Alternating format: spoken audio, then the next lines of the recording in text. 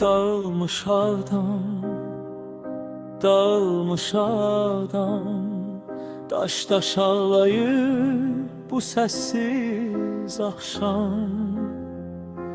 Külək xarabada, yaz saxlayanda, kölgələr diz çökür viran torpağa.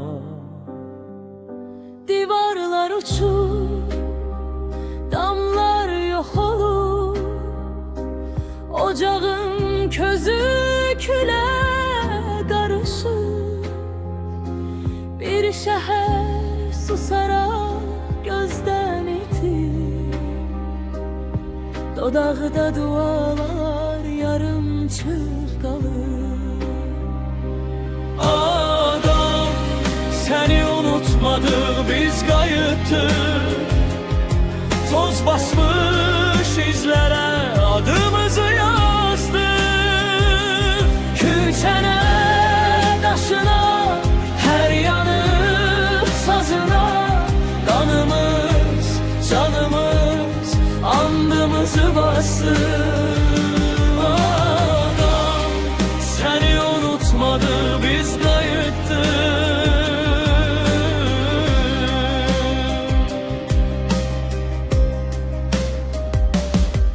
Küçələr yetimdir, yollar kimsəsiz. Addım səslərini gözləyir səssiz. Pas tutmuş darvazasını eyvanlar, pəncərə çərçivə kimi boylanar. Kapılar açılmaz, ocak yanmaz hiç, kül altında gizli kalıp isti geç. Her ev bir xatirə, her daş bir ağrı. Torpaq əzbər bilir, her itkin çağırır.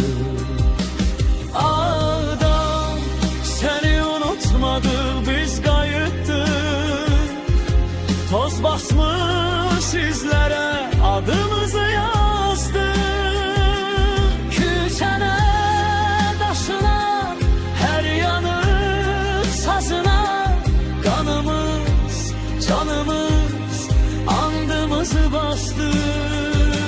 Ağlam, səni unutmadık, biz qayıtdık o yağdan. Bir zaman uşaq gülüşü dolardı, əyətdə patlanar, çıraq yanardı, toy səsləri gecəni oyadardı. Gel yolu gül çiçeğe bürünerdi. İndi o səslər xəyala dönüb, eyvan jukuları küllərə bürünür. Adam taleyilə sükuta bürünür, amma ürəklərdə yenə də böyüyüb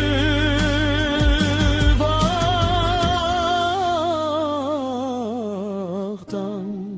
Səni unutmadık, biz qayıtdık. Yaralı divara alnımızı dayadık. Her uçmuş küncünde sabah toxuduq biz, qayıdan nəfəsi torpağı oyadık. Ağdam, səni unutmadık, biz qayıtdık. Körpələr adını yenə pıçıldadım.